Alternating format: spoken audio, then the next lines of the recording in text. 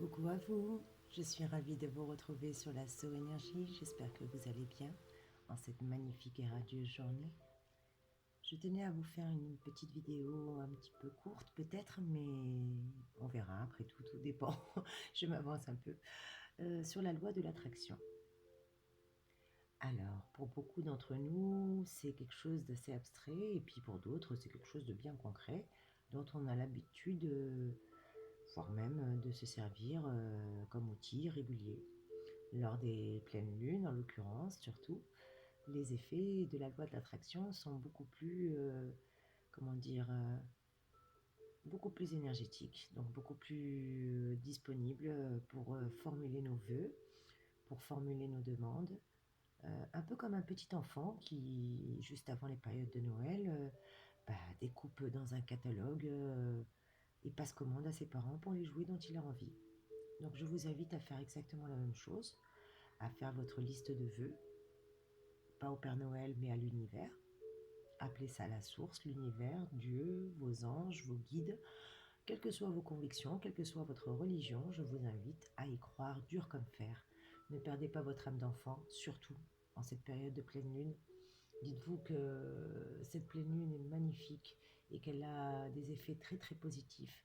Elle va nous apporter justement un assainissement, un ménage de printemps qui n'a pas été fait pour certains, bien qu'on soit déjà en été, pour assainir justement, pour purifier nos énergies, pour purifier nos mémoires karmiques, pour purifier nos douleurs, nos souffrances, peut-être même des blessures qui remontent à l'enfance ou que nous gardons en nous et que nous n'avons même pas su détecter, et qu'aujourd'hui il est urgent de pouvoir les identifier afin de mieux pouvoir les guérir et les laisser partir en paix. On peut également procéder en cette période de pleine lune à des rituels de purification, c'est-à-dire ne pas oublier que tout ce que nous avons autour de nous, que ce soit des objets, que ce soit des êtres vivants, des êtres animés ou inanimés, eh ben, sachez que tout est empreint d'énergie. Bien entendu, tout est empreint d'énergie, que ce soit les murs de notre maison, que ce soit notre lieu de travail, que ce soit les objets, que ce soit les personnes. Tout est empreint d'énergie et de temps en temps, il est très très important de purifier ces énergies. Surtout en l'occurrence, pendant cette période de pleine lune, c'est favorable et c'est vivement recommandé, je dirais même. Donc moi, je vous conseille qu'on profite de cette petite vidéo pour faire ensemble un petit point sur l'empreinte que les murs de notre maison ou de notre lieu de travail ou de qu'importe le lieu que vous affectionnez sont empreintes justement, ces murs qui sont empreints d'énergie doivent être purifiés. Et c'est très très important. Probablement avez-vous ressenti après une dispute ou un drame que l'énergie d'une pièce vibrait différemment. L'ambiance devient lourde et puis on étouffe, on a envie d'aérer. Alors tous les événements, les mariages, les séparations, les naissances, les disputes, les réconciliations, laissent une empreinte dans les murs. En développant notre sensibilité, nous capterons en pénétrant dans une pièce la qualité des événements qui y sont déroulés. Si vous sentez que votre habitation a besoin d'un bon nettoyage énergétique, faites-vous confiance pour y remédier. De la même façon qu'on nettoie une maison avec de la lessive, de l'eau et de la cire, l'eau, le feu, l'air, la terre, qui sont les 4 éléments, nous accompagnent et nous permettent aussi de purifier notre maison et d'en élever surtout le niveau vibratoire. L'eau, pour purifier notre habitation par l'élément eau. Il suffit simplement d'asperger délicatement quelques gouttelettes dans les 4 coins d'une maison, comme les 4 directions, en commençant généralement par l'est.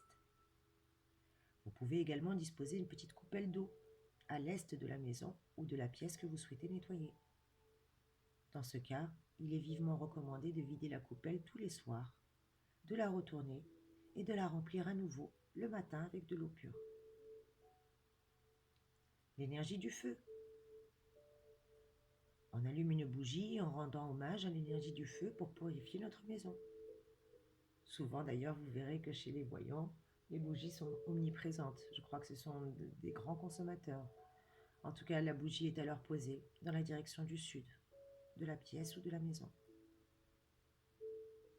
Pour ce qui concerne l'énergie de l'air, également l'encens que vous retrouverez en permanence dans les bureaux ou dans les maisons des voyants. Brûlez un bâton d'encens ou quelques feuilles d'encens. La sauge est la plante utilisée par les chamans. En brûlant des feuilles de sauge dans la maison, vous reliez à vous la purification également. Ouvrez ensuite grand les fenêtres et les portes pour laisser circuler les énergies viciées. La terre, elle est dans le nettoyage énergétique symbolisé par le gros sel que vous pouvez poser aux quatre coins d'une pièce. Car le sel absorbe les énergies viciées et il vous aidera par ses qualités purificatrices. Il est possible également de symboliser la terre par une pierre, notamment la malachite. Vous pouvez aussi poser un fruit ou des fleurs, qui est un fruit de la terre. Ces quatre éléments, l'eau,